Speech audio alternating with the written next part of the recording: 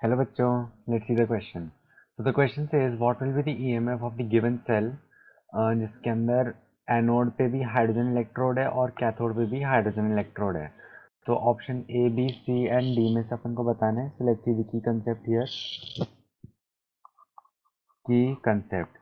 तो key concept में अपन देखेंगे कि ईएमएफ निकालने के लिए कौन सा फॉर्मूला यूज होता है. तो वो यूज होती है नर्न्स इक्वेशन. नर्न्स इक्वेशन. तो नर्न्स इक्वेशन से अपन सेल ईएमएफ निकाल सकते हैं. तो ईएमएफ का फॉर्मूला क्या आ जाएगा. EMF is equals to e naught minus R T upon n f L n q. तो यहाँ पे अपन एक एक देखें टर्म. तो e naught is the standard. E naught is the standard potential, जो इलेक्ट्रोड का standard potential. R is the gas constant, जो यूनिवर्सल गैस कांस्टेंट है. Gas constant constant. और एन क्या है. N is the number of electrons transferred. So number of electrons transferred,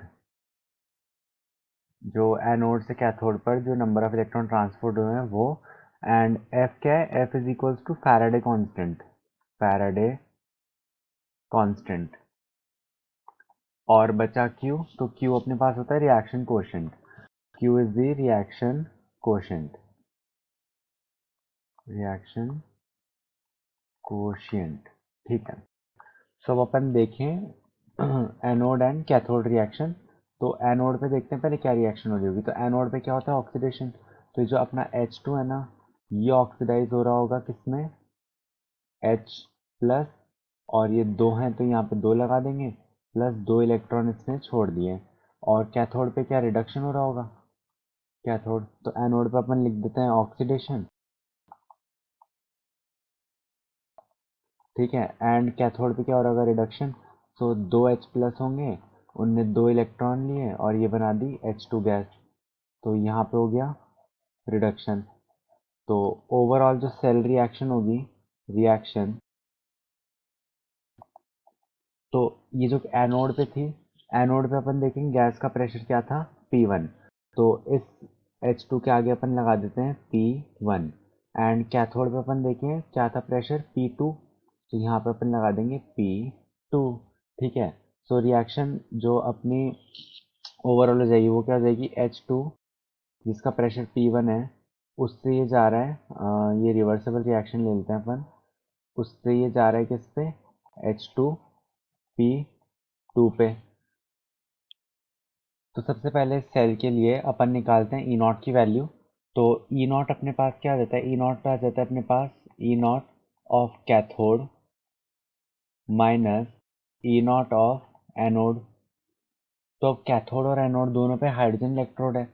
तो इस case में क्या होता है कि जो हाइड्रोजन का केस होता है, हाइड्रोजन के लिए ई नॉट की वैल्यू हमेशा जीरो आती है. अपन जीरो लेके चलते हैं. तो ई नॉट क्या आ जाएगा. Zero minus zero is equals to zero. E naught की वैल्यू ये आ गई. तो अब अपन ईएमएफ निकालते हैं. EMF is equals to zero minus are T. अब अपन क्या देख रहे हैं यहाँ पे. नंबर ऑफ इलेक्ट्रॉन ट्रांसफर कितने हो रहे हैं. दो. यहाँ पे दो इलेक्ट्रॉन है ना. सो एन की वैल्यू अपने पास क्या जाएगी. N is equals to two. So R T upon two F और एल एन. अभी गैशियस रिएक्शन है तो अपन क्यू क्या लेते हैं. Product concentration upon reactant concentration. तो अपन यहाँ पे क्या ले लेंगे. प्रोडक्ट का प्रेशर अपॉन रिएक्टेंट का प्रेशर. सो प्रोडक्ट का प्रेशर यहाँ पे क्या है P2. तो क्यू की ऊपर क्या आ जाएगा P2 एंड नीचे अपन ले लेंगे P1. ठीक है. सो ईएमएफ अपने पास आएगी minus R T upon two F L n P2 by P1. अब इस माइनस को हटाना है तो अपन क्या करेंगे कि जो P2 और P1 है इसको अपन कर देंगे रेसिप्रोकेट. तो एल एन के पास माइनस आ जाएगा और वो माइनस और माइनस कैंसिल हो जाएंगे. तो देखते हैं इसको. EMF is equals to minus R T upon two F. और इसको क्या लिख सकते हैं. Minus L N P1 upon P2.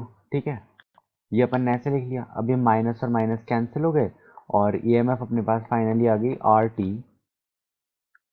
T upon R T upon two F L N P1 by P2. तो ये कौन सा आंसर हो गया. आंसर हो गया ऑप्शन नंबर बी. अब यहाँ पे अपन को लॉग बेस ई गिवन है. एल एन को अपन लॉग बेस ई भी लिख सकते हैं. L n is equals to log base e. ठीक है, इसको ऐसे लिखते हैं। सो अपना आंसर हो गया option B. I hope you understood the question well. Best of luck.